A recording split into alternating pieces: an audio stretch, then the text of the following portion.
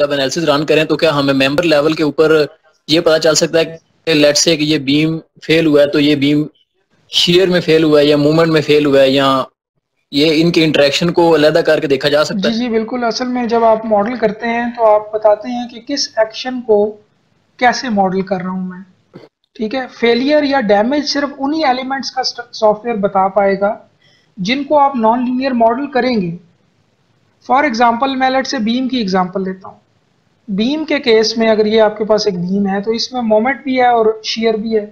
Late से torsion और axial force negligible है, so we are not worried about them. So primary actions are flexure और shear. अब हमने दोनों को मॉडल करना है। अगर नॉन लीनियर मॉडल करना है तो दोनों को करेंगे, यानी अ, दोनों को किया जा सकता है। यूं कह सकते हैं हम कि फ्लेक्चर के केस में यानी मोमेंट और उसका जो कॉरिस्पॉन्डिंग डेफॉर्मेशन है, जो कि इस केस में या बीम की रोटेशन होगी या बीम के किसी क्रॉस सेक्शन का कर्वेचर होगा, ये रिलेशनशिप जो है ये लीनियर है या नहीं। और दूसरा, शेयर अलग से नॉन लीनियर मॉडल करेंगे अगर करना चाहें तो। ठीक है,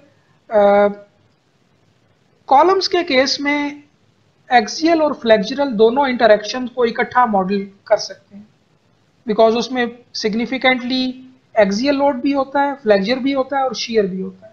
सो उसमें तीनों चीज़ें होती हैं। सो एक्सियल लोड भी है, फ्लेक्चर भी है और शेयर भी है। सो हम हर एक्शन को अलग से मॉडल करते हैं। ठीक है, अगर ये बिल्कुल मुमकिन है कि हम बीम्स के केस में और कॉलम्स के केस में भी इवन फ्लेक्चर को नॉन लीनियर मॉडल करें और शेयर को इलास्टिक रहने दें। उस सूरत में हम फ्लेक्चरल नॉन लीनियरिटी को तो कैप्चर कर पाएंगे बीम में, शेयर नॉन लीनियरिटी को कैप्चर नहीं कर सकेंगे क्योंकि वो शेयर बिहेवियर हमने इलास्टिक दे दिया हो। तो शेयर फोर्स चाहे ये आप यूं समझ लें कि अनरियलिस्टिकली हाई भी आ जाए ना इस बीम पे, तो मॉडल हमें कभी नहीं बताएगा कि ये शेयर में फेल हो गया। ठीक है, ये मैनुअली चेक करना पड़ेगा बाद में। रिजल्ट्स निकाल के शेयर डिमांड को शेयर कैपेसिटी से मैनुअली कंपेयर करके ये पता लगाया जा सकता है कि शेयर में फेल होगा या नहीं। लेकिन अगर शेयर को भी नॉन लीनियर मॉडल कर दें एक्सप्लिसिटली, तो फिर सॉफ्टवेयर और एनालिसिस खुद ब खुद हमें बता सकता है कि शेयर में फेलियर हुआ या नहीं हुआ। सो लिहाजा जिन एलिमेंट्स को या जिन एक्शंस को हम नॉन लीनियर मॉडल करते हैं उनको हम ऑटोमेटिकली देख सकते हैं उनका डैमेज, और जिन एक्शंस को नहीं करते उनको फिर मैनुअली देखना पड़ता है कि कहीं वो जो एंटिसिपेटेड फेलियर है वो हो तो नहीं गया। सो नॉन लीनियर मॉडलिंग में हम यही करते हैं कि स्टार्ट में हम हर पॉसिबल जो डैमेज हो सकता है, फेलियर हो सकता है, उसको एंटिसिपेट करते हैं और फिर फैसला करते हैं कि क्या नॉन लीनियर मॉडलिंग की स्कीम यूज़ की जाए। अगर हमारे शीयर वॉल्स में, कॉलम्स में शीयर फेलियर एक्सपेक्टेड ही नहीं है, हमें ये पहले से आइडिया है, तो फिर शीयर को नॉन लीनियर मॉडल करने की ज़रूरत नहीं है। फिर मे बी आप इलास्टिक रहने दें और बाद में मैनुअली चेक कर लें कि कहीं डिमांड कैपेसिटी से बढ़ तो नहीं गई। एसएलई के लिए सर आपने लिखा हुआ था इसमें कि जी आरएसए जी प्रोसीजर हम यूज़ करते हैं, तो इसलिए इस वजह से कि क्योंकि एसएलई पे हम चाहते हमारे पास लीनियर बिहेवियर होता है, इस वजह से हमने लीनियर जी एनालिसिस का मेथड यूज़ करना है, तो व्हाई नॉट लीनियर टाइम जी हाँ, history linear analysis. Time history analysis भी कर सकते हैं, बिल्कुल ठीक है। Obviously linear time history analysis जो है वो रिस्पॉन्स स्पेक्ट्रम एनालिसिस से ज़्यादा एक्यूरेट रिजल्ट्स देगा। लेकिन इसमें एक ऐसी डिस्कशन है जो शायद हमारे लिए अभी हम टॉपिक से थोड़ा हट जाएंगे। वो डिस्कशन ये है कि देखें, जो फैक्टर्स रिस्पॉन्स स्पेक्ट्रम एनालिसिस की एक्यूरेसी में को अफेक्ट करते हैं ना, वो वही फैक्टर्स आपके लीनियर रिस्पॉन्स हिस्ट्री एनालिसिस के रिजल्ट्स को भी अफेक्ट करेंगे। वो कैसे? कि देखें, response okay spectrum sir. Analysis ये कह रहा है कि आप हर मोड का इलास्टिक रिस्पॉन्स कैलकुलेट करें using principles of structural dynamics, लेकिन स्टैटिक फ्रेमवर्क के अंदर। और फिर आप उस कंबाइंड रिस्पॉन्स को एक रिस्पॉन्स मॉडिफिकेशन फैक्टर से रिड्यूस कर दें, जिसको बिहेवियर फैक्टर भी कहते हैं, क्यू से डिनोट करते हैं यूरो कोड्स में। American family of building codes में इसको रिस्पॉन्स मॉडिफिकेशन फैक्टर कहते हैं आजकल, और आर से डिनोट करते हैं। अब ये आर के अंदर जो एरर है, जो एक ये स्वीपिंग किस्म का फैक्टर हमें दे दिया जाता है, लेट्स से 5.5 किसी एक स्ट्रक्चर के लिए, और वो दो डिफरेंट किस्म के स्ट्रक्चर्स भी होंगे, अगर उनका स्ट्रक्चरल सिस्टम सेम है तो यही फैक्टर लगेगा। इसकी वजह से जो एरर आपके रिजल्ट्स में आ जाते हैं वो आपके लीनियर रिस्पांस हिस्ट्री एनालिसिस में भी आ जाएंगे, बिकॉज लीनियर रिस्पांस हिस्ट्री भी आप जाहिर है कि जो है वो लीनियर रिस्पांस हिस्ट्री एनालिसिस भी में भी यही फैक्टर लगेगा, आर लगेगा, आई लगेगा, सी डी फैक्टर लगेगा, displacement amplification factor, over strength factor लगेगा अगर किसी एलिमेंट को आपने बिल्कुल इलास्टिक रखना है। लेकिन एक इसमें पॉइंट इंपॉर्टेंट है और वो ये है कि देखें, चूंकि स्ट्रक्चर सर्विस लेवल पे इलास्टिक रह रहा है ना, तो लिहाजा हमें इस आर फैक्टर की और इन किसी फैक्टर की जरूरत नहीं है, क्योंकि हमने तो स्ट्रक्चर की real elastic behaviour service level पे देखना है। सर्विस लेवल का मतलब ही ये है कि स्ट्रक्चर इस पे इलास्टिक रहेगा। ये कहानी जो मैंने आपको बताई ये design level earthquake DBE level की है, जिसमें ये फैक्टर चाहिए आपको। सर्विस लेवल अर्थक्वेक में R1 रहेगा, तो उस तनाजुर में कहा जा सकता है कि हाँ लीनियर रिस्पांस हिस्ट्री एनालिसिस ज़्यादा एक्यूरेट रिजल्ट्स आपको देगा बनिस्बत RSA के, क्योंकि ये R की वजह से जो एरर आ जाएगा आपके रिजल्ट्स में ये नहीं आएगा सर्विस लेवल के एनालिसिस में। Okay sir, clear.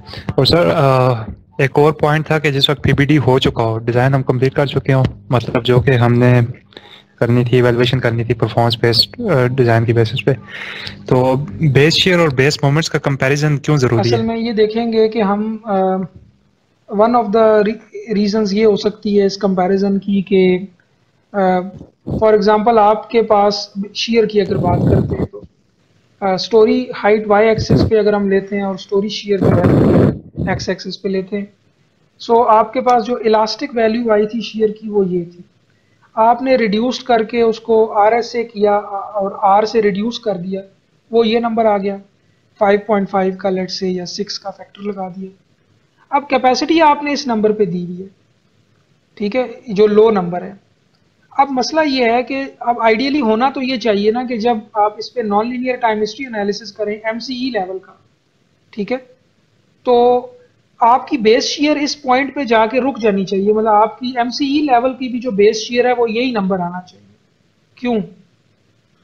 उसकी रीजन ये है कि आपने जब कैपेसिटी इस नंबर के बराबर दी हुई है, तो जब भी आपकी MCE लेवल के एनालिसिस के दौरान भी आपकी बेस शेयर इस नंबर से बढ़ेगी जब, तो आपका स्ट्रक्चर शेयर में यील्ड हो जाएगा, फेल हो जाएगा।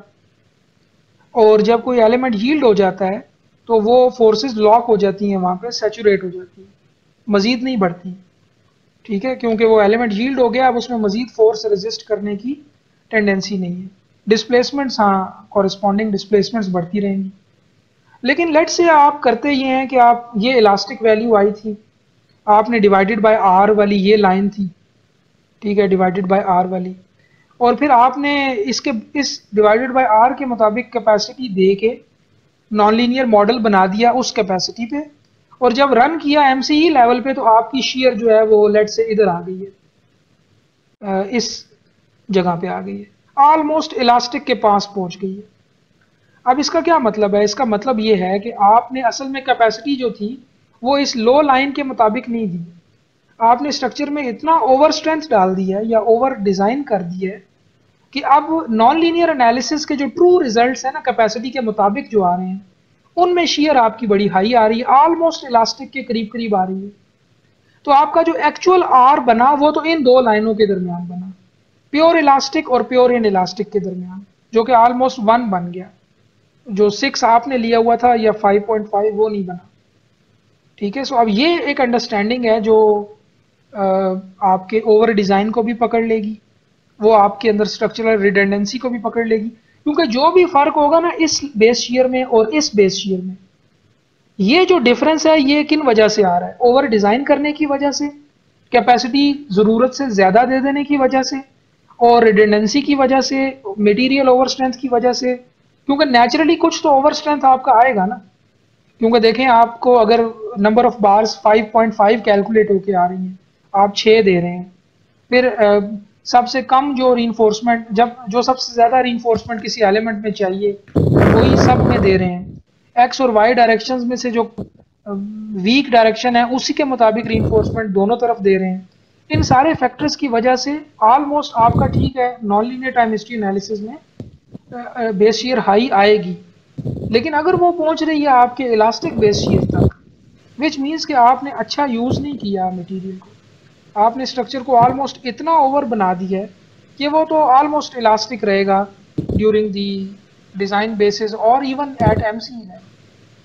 तो ये है एक रीज़न है कि जिसमें बेस शीयर्स का कंपैरिजन करना ज़रूरी है। इस तरह की बहुत सी रीजंस और भी बताई जा सकती हैं, but this is one example के ये कंपैरिजन हमें ये चीज़ बता सकता है। आई होप के आपको आंसर मिल गया होगा। सर मैं कुछ पूछना चाहता हूँ कि जो भी बीम्स हम मॉडल करते हैं प्रैक्टिस नॉर्मल प्रैक्टिस के अंदर, सर उसमें अगर तो शेयर कैपेसिटी उसकी नॉर्मल शेयर डिमांड से ज़्यादा भी आ रही है तो हम स्टीरअप्स प्रोवाइड कर देते हैं, लेकिन उसका बिहेवियर मतलब डक्टाइल अज्यूम तो बिल्कुल नहीं किया जाता। इसका के बारे में थोड़ा सा बता दें कि वो किस तरह का बिहेवियर, क्या उसमें रिइंफोर्समेंट हो तो हम उसको गर्डर्स के डक्टाइल केस में समझेंगे। तो शेयर को नॉन लीनियर मॉडल करना आई थिंक कोई ज़रूरत नहीं है इसकी। सिर्फ फॉर एग्जांपल कपलिंग बीम्स के केस में या कुछ और एलिमेंट्स स्पेशल एलिमेंट्स के केस में ऐसा किया जा सकता है। सर एक मैं बात पूछना चाहता हूँ फाइबर मॉडलिंग और प्लास्टिक हिंज मॉडलिंग के मुतालिक।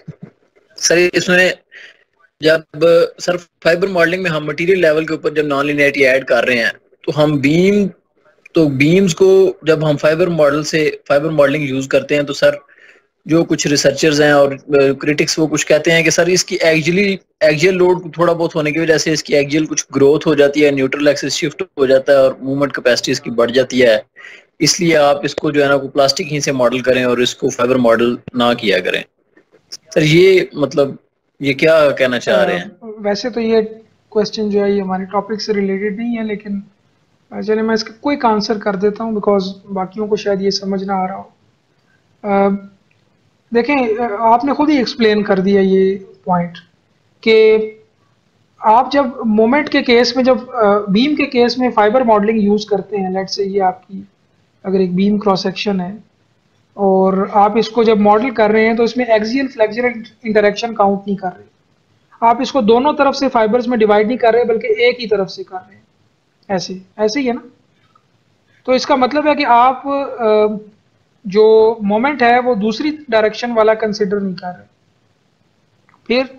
फिर आप एक्सियल फ्लेक्सुरल इंटरेक्शन को भी, क्योंकि आप देखें पीएम इंटरेक्शन कर्व तो नहीं दे रहे ना as an input in beam modelling, ऐसा तो नहीं है। कॉलम के केस में तो आप ये कर रहे हैं कि बेसिकली आप अगर कॉलम के दोनों एंड्स के ऊपर फाइबर अप्लाई कर रहे हैं तो आप जब रिजिड डायफ्राम अजम्पशन यूज करते हैं तो ये ऊपर वाला जो एंड है, ये कॉलम्स के जो सारे एंड्स हैं ये कंस्ट्रेंट हो जाते हैं, ठीक है। अब ये कंस्ट्रेंट हो गए तो अब एक तरह का यहाँ पे रिजिड प्लेन बन गया, ये प्लेन इकट्ठा बेंड होगा और उस बेंडिंग के नतीजे में जो भी एक्सियल और फ्लेक्सुरल स्ट्रेसेस इन फाइबर्स में आएंगे वो इन पीएम इंटरेक्शन डायग्राम जो आपने इनपुट के तौर पे दी होगी उसके मुताबिक अकाउंट हो जाएंगे। बीम में ऐसा नहीं है।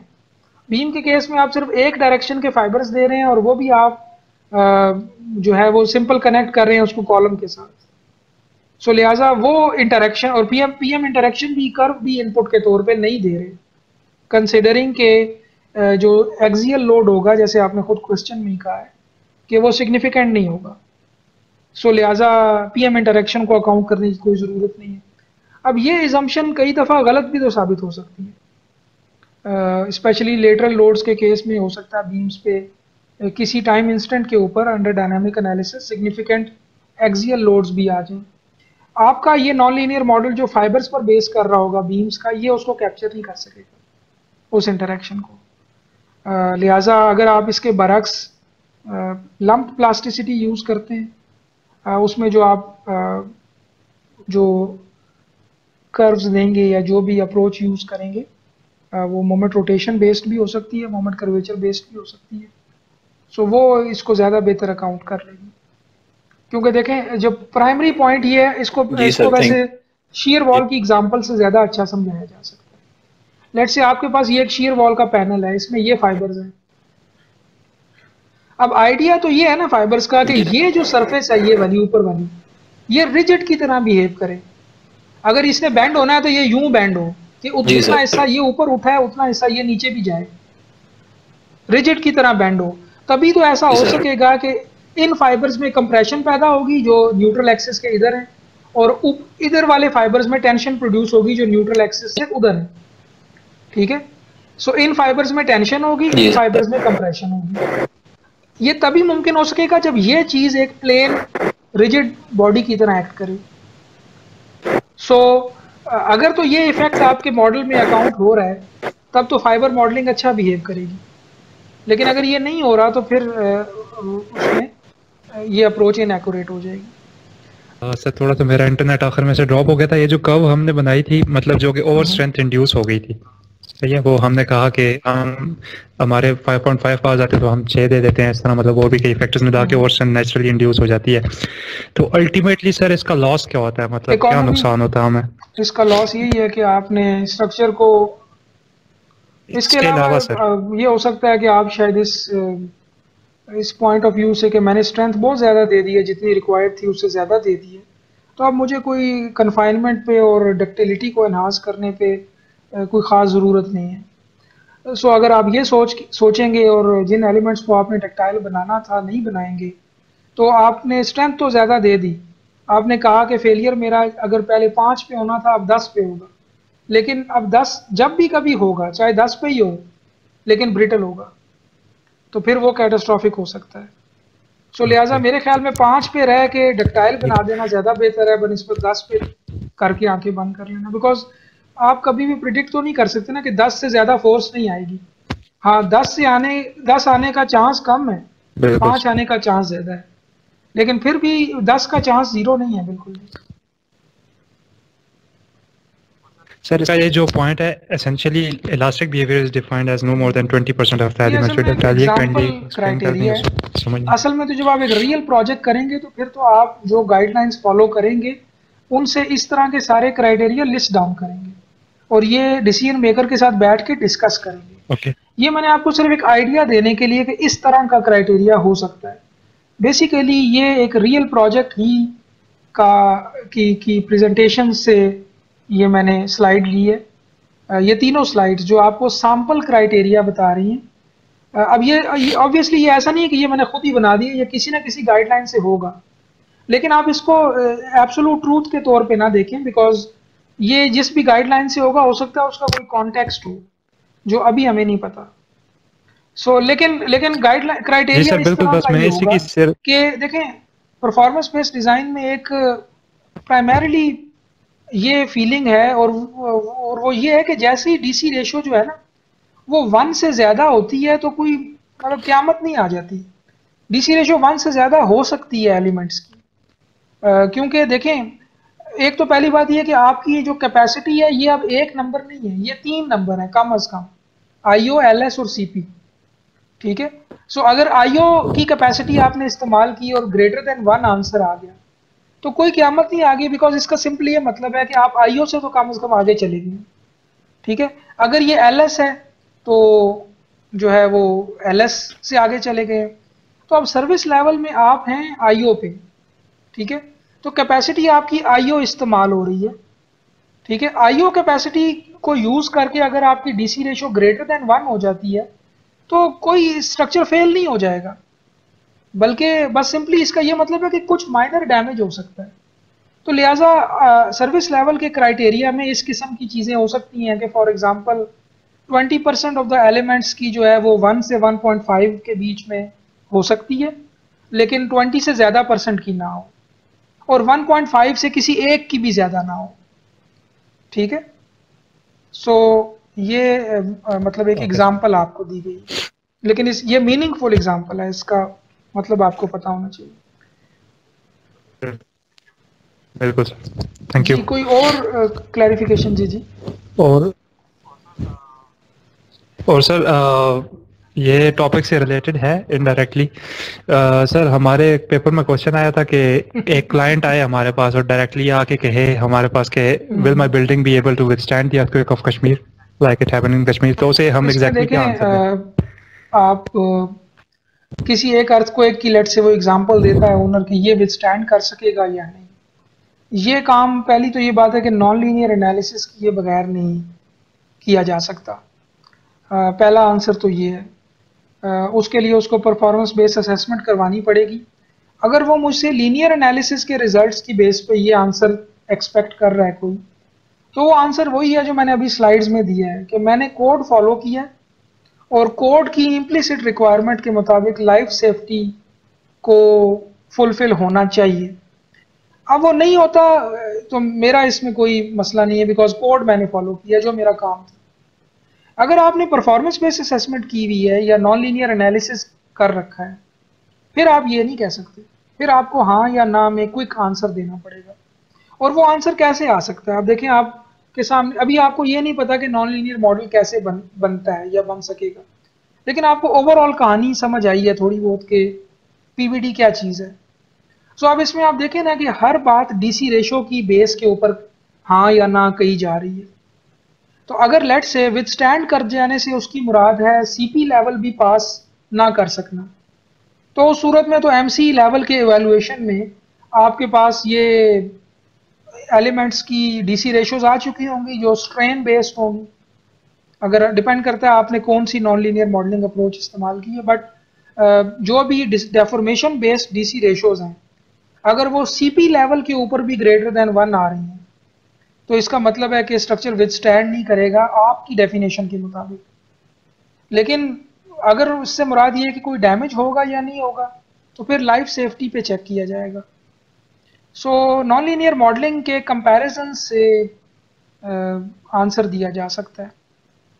अगर आपको कोई sample result, story level results दे दिए जाएं, तो फिर तो बिल्कुल क्लियरली हाँ या ना कहा जा सकता है, और अगर नहीं तो फिर आपको ये करना पड़ेगा।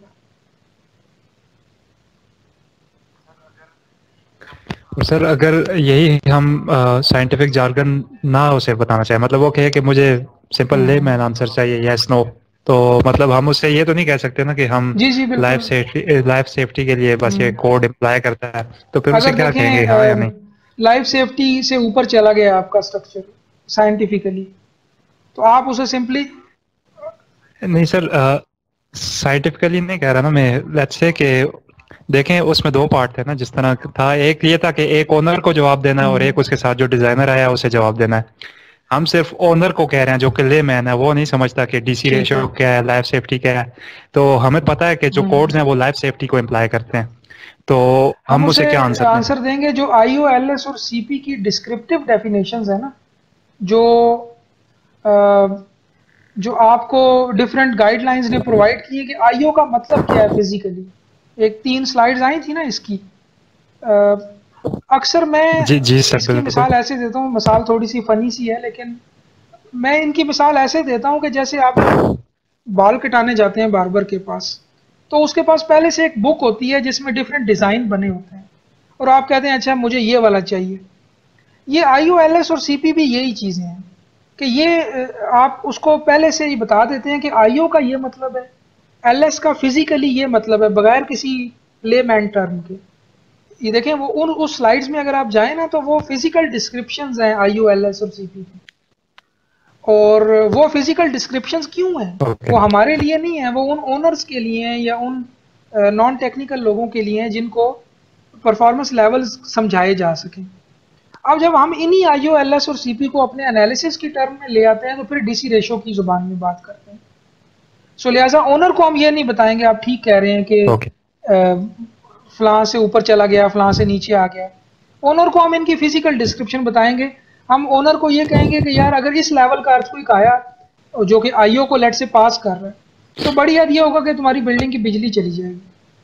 और अगर हमें बैक एंड पे ये पता है कि ये एलएस को भी क्रॉस कर रहा है, तो ओनर को हम ये कहेंगे कि आपको सिग्निफिकेंट रिपेयर की ज़रूरत होगी इस लेवल ऑफ अर्थक्वेक पे।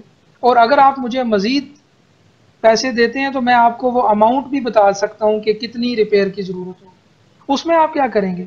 उसमें आप इवन लाइफ सेफ्टी से आगे जो चला गया आपका स्ट्रक्चर जो डैमेज हो चुका है, उस रिजल्ट्स को आप कोई मॉडल इस्तेमाल करके कॉस्ट में कन्वर्ट करेंगे, डाउन टाइम में कन्वर्ट करेंगे, नंबर ऑफ इंजरीज और कैजुअलिटीज़ में कन्वर्ट करेंगे। तो यहाँ तक भी आप पीबीडी को लेके जा सकते हैं अगर आप का ओनर ये डिमांड कर रहा है। आपके परफॉर्मेंस लेवल किन चीज़ों पे उसने डिफाइन किए ये मुनसर है। व्हाट इफ़ के कोई ओनर आके कहे कि मैं ये चाहता हूँ, मेरा परफॉर्मेंस लेवल ये है कि बस इसमें कोई बंदा भी इंजर्ड ना हो, तो अब हम क्या करेंगे, हम IOLS और CP को कन्वर्ट करेंगे बाद में कि नंबर ऑफ इंजरीज कितनी हो रही हैं, और अगर कोई इंजरीज हो रही हैं डिमांड के मुताबिक, DC रेशोज़ के मुताबिक जो रिजल्ट्स हैं उनसे कोई इंजरीज अगर आ रही हैं तो परफॉर्मेंस अचीव नहीं हुई, फिर डिज़ाइन चेंज करें, बिकॉज डिसीजन मेकर की डिज़ायर पूरी नहीं हुई। अगला मेरा टॉपिक नॉन लीनियर मॉडलिंग पे होगा। ये जो सेशन है ये सिर्फ इस बार के लिए था, इस पर एम्फेसिस के लिए था कि आपको क्यों नॉन लीनियर मॉडलिंग सीखनी चाहिए। देखें, अब इस सारी कहानी में से आप सब कुछ जान गए, नॉन लीनियर मॉडल आप नहीं बना सकते, तो आपकी तो ये किसी काम की नहीं हुई ये सारी परफॉर्मेंस बेस्ड डिज़ाइन और असेसमेंट। ये तो की ही तब जा सकती है जब आपको नॉन लीनियर मॉडलिंग आए। सो अगला टॉपिक मेरा वही है, और वो मैं जब मुझे टाइम मिलेगा मे बी नेक्स्ट वीकेंड पे या उससे नेक्स्ट वीकेंड पे, वो मैं फिर इसी तरह अनाउंस कर दूंगा और जो इंटरेस्टेड लोग हैं वो आ जाएं।